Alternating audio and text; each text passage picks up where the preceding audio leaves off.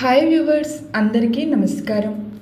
ఈరోజు ఆదివారం రాత్రి చేయబోయే ఒక విశేషమైన పరిహారం, దాని గురించి ఈ వీడియోలో మనం వివరంగా తెలుసుకుందాం. చాలామంది జీవితంలో ఎంతో కష్టపడినా డబ్బు నిలవదు. ఇంట్లో గొడవలు, అనారోగ్య సమస్యలు, వ్యాపారంలో నష్టాలు, ఉద్యోగంలో ఆటంకాలు వెంటాడుతుంటాయి. ఇలాంటి పరిస్థితుల్లో మన పెద్దలు కొన్ని సాంప్రదాయ పరిహారాలను సూచించారు. ఇవి విశ్వాసం మరియు భక్తితో చేసే ఆచారాలు. ఈరోజు 2 ప్రత్యేక పరిహారాలు మరియు వాటి వెనుక ఉన్న ఆధ్యాత్మిక కథను తెలుసుకుందాం. భాగం 1, కోడిగుడ్డుతో దిష్టి పరిహారం. మన చుట్టూ ఉన్న వారిలో కొందరు మన అభివృద్ధిని చూసి అసూయ పడతారు. వారి దృష్టి ప్రభావం వల్ల పనులు మధ్యలో ఆగిపోవడం, ఇంట్లో కలహాలు, పిల్లలు తరచూ అనారోగ్యం రావటం, డబ్బు నిలవకపోవడం అని పెద్దలు నమ్ముతున్నారు. అయితే పరిహార విధానం: ఆదివారం సాయంత్రం స్నానం చేసి శుభ్రమైన దుస్తులు ధరించండి. ఒక తెల్లని కోడిగుడ్డును తీసుకోండి.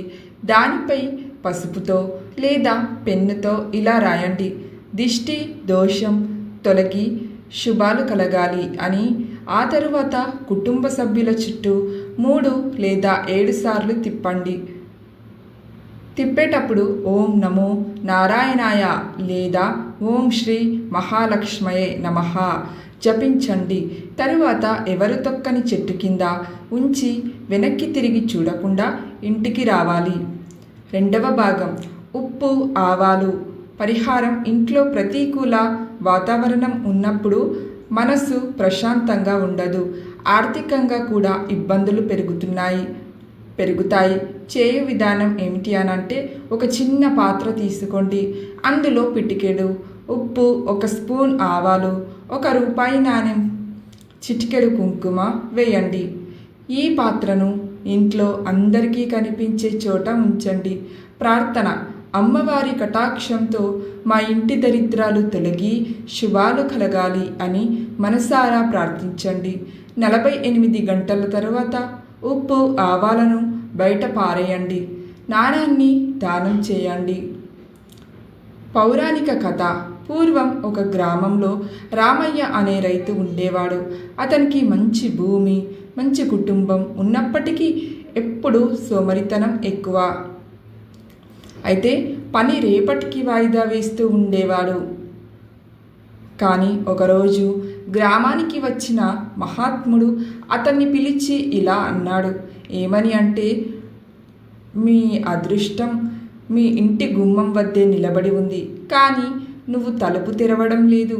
రామయ్యకు అర్థం కాలేదు. రోజులు గడిచాయి, పంటలు పాడైపోయాయి, అస్సలు అప్పులు పెరిగాయి. ఒక రాత్రి అతనికి కలలో లక్ష్మీదేవి దర్శనం ఇచ్చింది. నేను నీ ఇంటికి రావాలనుకున్నాను, కానీ నువ్వు కష్టపడకుండా కేవలం అదృష్టం కోసం ఎదురు చూసావు అని చెప్పింది. మరుసటి రోజు నుంచి రామయ్య కష్టపడటం ప్రారంభించాడు. ఉదయం లేవడం, పొలం పని చేయడం, భగవంతుణ్ణి ప్రార్థించడం అలవాటు చేసుకున్నాడు. కొన్ని నెలల్లోనే అతని జీవితం మారిపోయింది. ఈ కథను మనకు చెప్పేది పరిహారాలు మాత్రమే కాదు, కష్టం, భక్తి, నిజాయితీ కూడా చాలా అవసరం. ఈ పరిహారాలను విశ్వాసంతో చేయండి.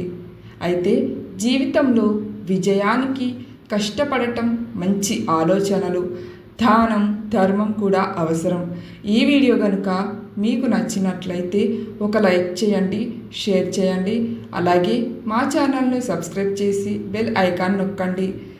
మీకు ఈ పరిహారం చేయాలనే సంకల్పం ఉంటే కామెంట్లో ఓం శ్రీ మహాలక్ష్మయే నమః అని టైప్ చేసి కామెంట్ చేయండి.